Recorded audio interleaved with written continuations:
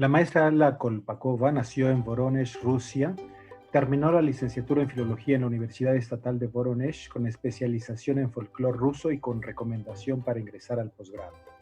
En 2003 se mudó a México, Chiapas, para ser más precisos. En 2006 empezó a investigar sobre la iconografía mesoamericana.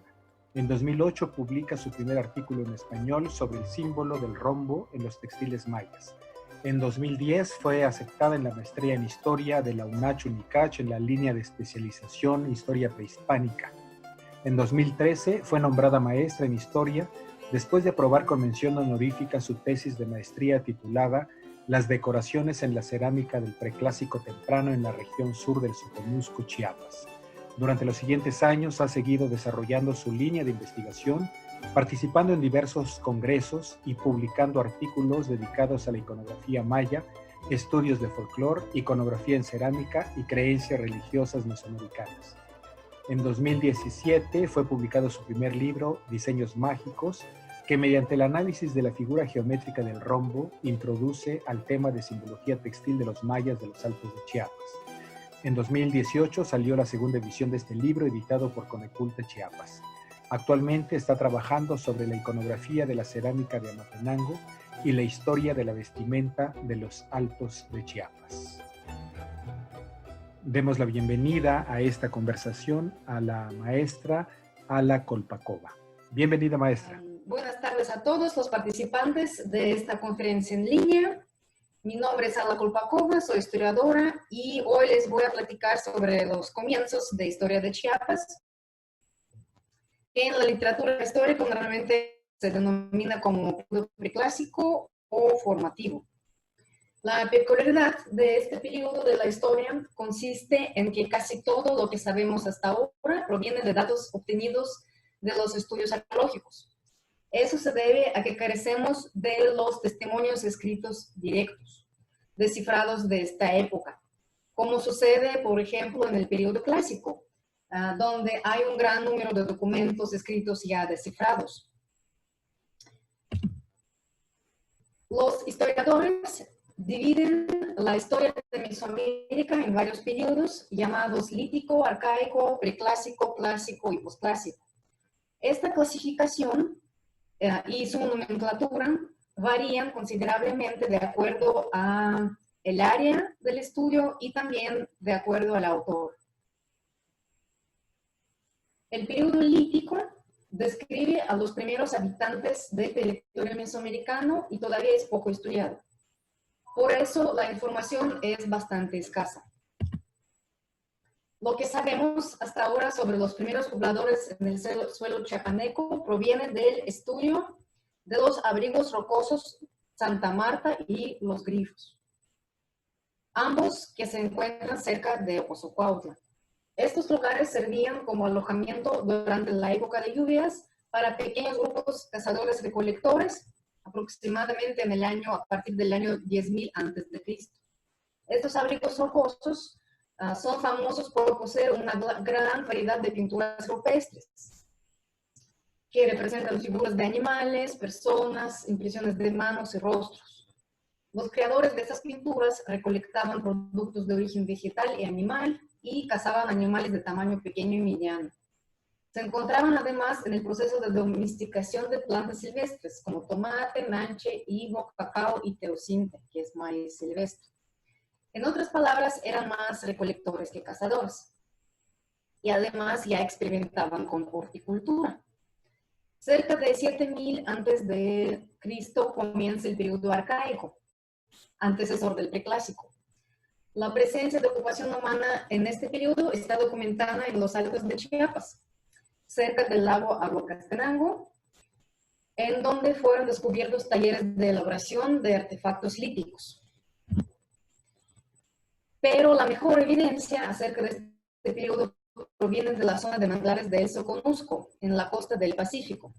Los pobladores de esta región costera, llamados los Chantuto, se caracterizaban por dejar grandes cantidades de conchas que formaban elevaciones llamadas concheros, de los cuales el más temprano conocido hasta ahora, ubicado cerca de Huixtla, se llama Cerro de las Conchas, y este conchero está fichado de 5000 antes del Cristo. Los chantuto venían a los concheros durante la estación de lluvias cuando grandes cantidades de camarón abundaban en las lagunas. Ahí construían y reconstruían sus alojamientos temporales, que elaboraban de plataformas de arcilla, postes de madera y techos de hojas de palma. Los concheros, formados por varias capas de conchas de almejas, servían con pavimentos sobre los cuales eran secadas grandes cantidades de camarón y pescado para su utilización posterior. Además del consumo de mariscos, los chantuto recolectaban alimentos silvestres de las tierras húmedas de la costa. Cultivaban algunas plantas y también cazaban animales monteses. Para el año 2000 a.C., el arcaico llega a su fin. En esta época las sociedades fueron haciéndose más complejas. Las poblaciones se asientan en lugares determinados, formando aldeas sedentarias. Y de esa manera empieza el periodo preclásico formativo que nos ocupa. Para Chiapas, el periodo preclásico comienza, según los investigadores, en 1900 a.C. y termina en 200 años después del Cristo. Es un periodo bastante largo, ocupando así un poco más de 2000 años de la historia. El periodo preclásico, a su vez, se divide en 3 etapas: preclásico temprano, preclásico medio y preclásico tardío. El preclásico temprano, a su vez, se divide en 2 subperíodos, preolmeca y olmeca. Es necesario aclarar que a lo largo del siglo XX, el periodo preclásico fue nombrado también como horizonte agrícola, periodo formativo y horizonte preclásico. Este último es el más utilizado en nuestros días entre los investigadores. Actualmente no hay certeza respecto a la afiliación étnica y lingüística de los grupos que poblaron el territorio chiapaneco. Sin embargo, se propone que los antiguos pobladores de Chiapas eran hablantes de la lengua proto-mije-zoque, que se dividió en proto-mije y proto-zoque durante el preclásico. Gracias a los datos arqueológicos y lingüísticos, hoy se estima que en los tiempos del preclásico, los mijezoques ocupaban un vasto territorio desde el sur de Veracruz a lo largo del istmo de Tehuantepec y la depresión central de Chiapas, por toda la costa del Pacífico hasta llegar más allá de Guatemala. Se cree que los mijes ocuparon la costa del Pacífico, mientras que los zoques la depresión central. Posteriormente, este escenario permaneció durante todo el preclásico, hasta que a finales del periodo, los vecinos de la familia mayense se desplazaron de Guatemala hacia las tierras altas y valles de la porción oriental de Chiapas. De esta manera, para finales del periodo preclásico, el territorio chiapaneco fue dividido entre mijes, zoques y mayas lingüísticamente hablando. El periodo preclásico temprano, que ya llamamos preolmeca, la característica principal de este periodo es el surgimiento de las primeras aldeas, suceso asociado con el desarrollo de oficios que satisfacían la demanda de objetos de uso cotidiano y posteriormente de productos de lujo. Las aldeas estaban formadas por construcciones casi iguales, pues se trataba de conglomerados en los que no existía una jerarquía social notoria, aunque en algunas regiones ya empieza el cultivo de algunos tubérculos y vegetales, la recolección, la caza y la pesca siguieron siendo muy importantes. El comienzo del periodo preclásico temprano en Chiapas evidencia cambios en el estilo de vida y formas de organización social.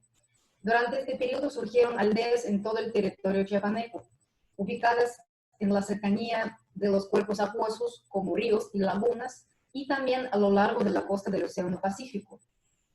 Hoy, la información referente a los primeros poblados tierra dentro de Chiapas es muy limitada.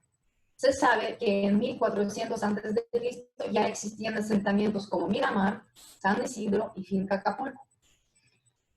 El rasgo distintivo de este periodo es la aparición de la cerámica. Los pueblos nómadas excluyen los artefactos de barro, que para ellos son voluminosos, pesados y frágiles, prefiriendo calabazas y canastas. Los sedentarios, en cambio, disponen de la alfarería, de utensilios mucho más adecuados para el transporte y el almacenamiento de agua, para la conservación de los granos y para la cocción y ingestión de los alimentos. La cerámica más antigua encontrada en Chiapas proviene del Soconusco, cuya aparición repentina ha dado material para discusiones académicas que siguen hoy en día. Esta cerámica desde un principio apareció muy desarrollada y de gran calidad, lo que ha dado lugar a hipótesis acerca de que esta fue importada a la región del Soconusco de algún otro lugar, probablemente del centro de Centroamérica. El lugar que cuenta con mayor información acerca de la vida durante este periodo es la zona de Mazatán, en Soconusco, donde en ese tiempo se desarrollaron numerosos sitios de diferentes tamaños. El asentamiento más grande fue el Paso de la Amada, que llegó a su esplendor en 1700 a 1500 a.C. Posteriormente destaca el sitio Cantón Corralito, cuyo desarrollo estuvo condicionado por los olmecas alrededor de 1300 a.C. Al debilitarse la influencia olmeca surge un nuevo sitio llamado El Silencio, el más grande de Mazatán para el año 1200 a 1000 a.C. Los primeros aldeanos de Soconusco fueron denominados con el término Mocaya, el cual es un vocablo mixquizoque que significa gente de maíz. Los mocayas de la región de Mazatán se organizaron en pequeñas aldeas ubicadas alrededor del poblado mayor, donde se encontraban las casas amplias ovaladas con pisos de arcilla, postes de madera y paredes de caña y lodo cubiertas con hojas de palma. ¿Qué comían los habitantes de la costa del Pacífico en estos tiempos? Todo parece indicar que aprovechaban todos los recursos naturales que encontraban en su área de ocupación, dependiendo en gran medida de la caza, la pesca y la recolección. Según nuevos datos obtenidos de los análisis de los restos botánicos y huesos humanos, la dieta en la región de Soconusco en el Preclásico temprano consistió en una mezcla de plantas de céperes, tubérculos y hortalizas, lo cual significa que, además de cazar, pescar y recolectar, los habitantes de la costa cultivaban productos de huertos como calabaza, yuca, camote, aguacate y cacao, entre otros más. Durante el Preclásico temprano empieza a desarrollarse un gobierno rudimentario encabezado por caciques jefes, respetados en la comunidad. En la costa del Pacífico, estas formaciones políticas se estabilizaron en un nivel rudimentario, permaneciendo relativamente sin cambios durante varios siglos hasta la llegada de los olmecas. El periodo preclásico temprano es una etapa olmeca temprana en Chiapas. La cultura olmeca se identifica en Chiapas por su parecido a la cultura material de los grandes centros ceremoniales de la costa del Golfo de México, identificados como olmecas. Se distinguen dos etapas de tal influencia en Chiapas, temprana y tardía. La primera se relaciona con el sitio de San Lorenzo, en Veracruz, mientras la segunda se relaciona con la venta en Tabasco.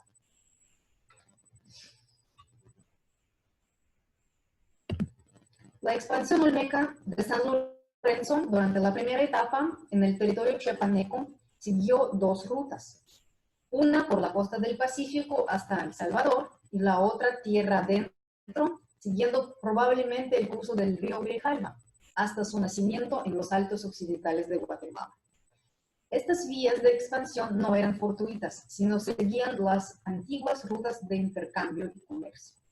Materiales como ámbar, jade, obsidiana, cacao, plumas de aves y plantas fueron transportados desde áreas lejanas, a veces situadas a miles de kilómetros, a través de largas rutas de comercio al área nuclear de la civilización olmeca hasta la costa del Golfo.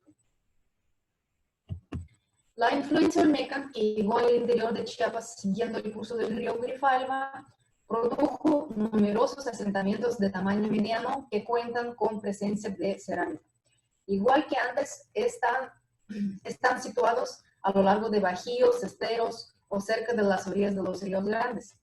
Así se formaron los sitios de San Isidro, El Maritano, ahora bajo las aguas de la presa Malpaso, Chiapa de Corzo, Mirador, Vista Hermosa, Santa Rosa, Padre Piedra en la depresión central, Izapa, Altamira, Pijijiapan, Aquiles Cerdar y Tzutzúculi en la costa del Pacífico.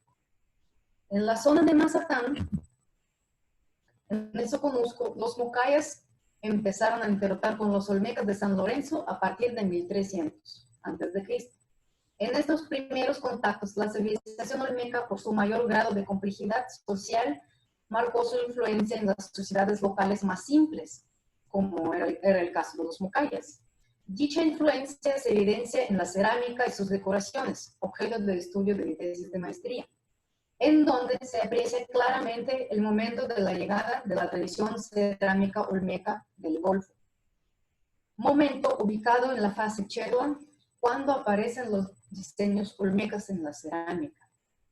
Más información sobre ese tema y otros temas más se puede encontrar en mi trabajo llamado De puntos y líneas, las decoraciones en la cerámica del preclásico temprano en la región sur del Soconusco, Chiapas, ubicado y publicado en el libro Historia y Cultura, ensayos en homenaje a Carlos Navarrete Casellas, editado por Unicacho en 2017. Con la llegada de los olmecas, hubo una gran reorganización de los asentamientos humanos en la costa del Pacífico. Unos sitios fueron dejados, otros fundados en nuevos lados. Así, Paso de la Amada fue abandonado. Y surgió un nuevo centro en Mazatán, que se llama Cantón Corralito. En este sitio se encontró una gran cantidad de cerámica y figurillas olmecas de San Lorenzo. De ahí surge la propuesta de que fuera una colonia olmeca en la zona del Soconusco. Teniendo una estructura político-social menos elaborada, es obvio que los mocayes resultaron en una posición más inferior ante los nuevos socios comerciales tan poderosos que eran los olmecas. Es probable que por ello los mocayes adaptaron las normas olmecas de la cultura y aparentemente también las de la vida política y religiosa. De esa manera fueron dados los primeros pasos hacia la evolución de una compleja civilización con un poder político centralizado y un aparato religioso ceremonial bien definido. Al final del periodo preclásico temprano, en 1150 años del Cristo, la principal ciudad olmeca, San Lorenzo, perdió su poder. Estos cambios políticos y culturales en la zona nuclear olmeca también afectaron a las provincias. En la costa del Pacífico, muchas aldeas fueron abandonadas. El centro principal, anteriormente Cantón Corralito, se mudó al sitio El Silencio, al otro lado del río Coatán. Y entre 1300 y 900 antes del Cristo, los poblados mocayes de la costa de Soconusco fueron abandonados. Se cree que casi todos los habitantes de Mazatán se trasladaron a La Blanca, en Guatemala. Así, la influencia olmeca en el Soconusco disminuyó y parece que el gobierno regresó a manos locales. El periodo preclásico medio, que es etapa olmeca tardía. En general, este periodo se caracteriza por un notable incremento demográfico, el origen de la agricultura y la aparición de la arquitectura monumental. Las aldeas aumentaron el número y el tamaño. Se ordenaron de acuerdo con una jerarquización basada en la distinción entre aldeas centrales y subordinadas periféricas. Prolifera la construcción de pirámides, plataformas y juegos de pelota, lo que significa que algunas aldeas empezaron a convertirse en ciudades. Y como consecuencia se fortalece el creciente poder político, que es necesario para organizar y controlar las grandes construcciones. El periodo preclásico medio en Chiapas está estrechamente relacionado con los olmecas y todo lo que pasaba en las tierras del Golfo de México. Igual que antes, con la decadencia de San Lorenzo, en la costa del Pacífico de Chiapas, los poblados tuvieron un ciclo de crecimiento independiente, después de lo cual fueron abandonados. La mayoría de la gente se estableció en las tierras más altas, cercanas a la Sierra Madre. De esa manera surgieron nuevos centros poblacionales como el Silencio, el Carmen, Guanacastal y La Blanca, o Salinas La Blanca. Después de 100 años de turbulencia política, alrededor del año 900 a.C., en el Golfo de México, surgió una nueva ciudad olmeca, La Venta. Esta sustituyó en el poder a San Lorenzo y ejerció una gran influencia en todo el territorio de Chiapas, e incluso la mayor parte de Mesoamérica. De esa manera, comienza la etapa tardía de influencia olmeca en Chiapas, caracterizada por un gran crecimiento demográfico, el comienzo de la planeación urbana, construcción de los centros cívicos y ceremoniales, que incluían canchas de juego de pelota, pirámides, plataformas. Además, la proliferación de la escultura monumental de piedra y una mayor jerarquización política y social. Impulsados por la venta, en Chiapas se construyeron numerosas ciudades secundarias a lo largo de las principales rutas comerciales, por el curso del río Grijalva y en la costa del Pacífico. En este entonces existieron por lo menos 8 sitios con extensiones mayores de las 20 hectáreas, entre los cuales se encuentran Chiapa de Corzo, La Libertad y Finca Acapulco, probablemente funcionando como centros administrativos, comerciales y rituales. En el occidente del estado crecieron ciudades importantes fundadas durante la primera etapa de expansión olmeca. En Aguasopautla se construyó un patio hundido con lajas alineadas. En Mirador se consolidó una plataforma central de 9 hectáreas. En Vista Hermosa también una grande, actualmente destruida. En la costa sobresale el sitio de La Blanca, que al principio del Preclásico Medio se constituyó en un nuevo centro del Soconusco. Además de La Blanca, a lo largo de la costa se consolidaron los sitios de Guanacastal, Izapa, Pajón, Pijijiapan, Perseverancia, Tzutzukuli y Tiltepec. El Preclásico Medio está estrechamente relacionado con la transición del cultivo simple a la agricultura. La diferencia entre el cultivo y la agricultura es la siguiente. El primero implica la intervención deliberada del hombre en el ciclo vegetativo con el fin de producir alimentos, mientras que la segunda es un patrón de subsistencia en el que predominan la producción y el consumo de elementos cultivados. De esa manera, la agricultura no es solamente una técnica, sino una nueva forma de vivir. Los análisis químicos revelan que durante el Preclásico Medio, en el Soconusco se dio el cambio a una dieta basada en su mayor parte en las plantas de C4, que es maíz y amaranto. Otra evidencia sobre el inicio de la agricultura proviene de las decoraciones de cerámica estudiadas en mi tesis de maestría, cuyos resultados fueron publicados en el trabajo ya mencionado.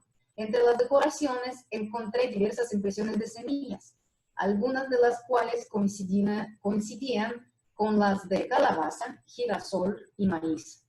Las vasijas que contenían estas impresiones de semillas eran unos tecomates de 1 metro de altura aproximadamente, muy grandes tecomates, lo que indica que servían para almacenar la cosecha de semillas y granos. De esa manera, el origen de la agricultura incipiente a base de maíz y otras semillas y otros cultivos se ubica entre 900 y 800 años de Cristo, cuando las condiciones climáticas en la costa se hicieron más favorables. Este importante hecho fue quizá impulsado por los olmecas, que trajeron el maíz mejorado y nuevos cultivos como el girasol. Al final del Preclásico Medio está marcado por el conflicto generalizado en el territorio olmeca y posterior abandono de la venta, alrededor de 400 años de Cristo. El mismo destino compartieron ciudades situadas a lo largo del río Grijalva. A diferencia de estas últimas, muchas sobrevivieron y siguieron su desarrollo en el Preclásico tardío. El periodo Preclásico tardío, de los olmecas a los mayas. Esta fase está marcada por la decadencia de la cultura olmeca y el surgimiento de grandes centros regionales que controlaban vastos territorios a su alrededor. Entre ellos destacan Chiapa de Corzo e Izapa, que con la caída de la venta prosperaron y aumentaron su influencia en las tierras vecinas. En Chiapas, esta época se caracteriza por el desarrollo de la escultura en piedra. Destaca la aparición de las parejas estela-altar, en las cuales se atestigua el avance de la escritura y el calendario logrado hasta ese momento. A partir de 300 años de Cristo, después de la caída de la venta, en el territorio chiapaneco florecieron centros cívicos ceremoniales que controlaban vastos territorios adyacentes. Algunos de estos fueron Chiapa de Corzo y Mirador en el occidente, Santa Rosa y La Libertad en la cuenca alta de Grijalva, y Chiltepec, Orcones, Perseverancia e Izapa en la costa del Pacífico. La situación cambió cuando alrededor de 400 años del Cristo, en las tierras tropicales de Guatemala, a escasos kilómetros del actual estado de Campeche, creció la ciudad maya de El Mirador. Posteriormente, alrededor de 200 años de Cristo, las tribus mayenses ocuparon casi la mitad del territorio chiapaneco. Las regiones montañosas cerca de San Cristóbal de las Casas, la meseta de Comitán y el valle alto del río Grijalva.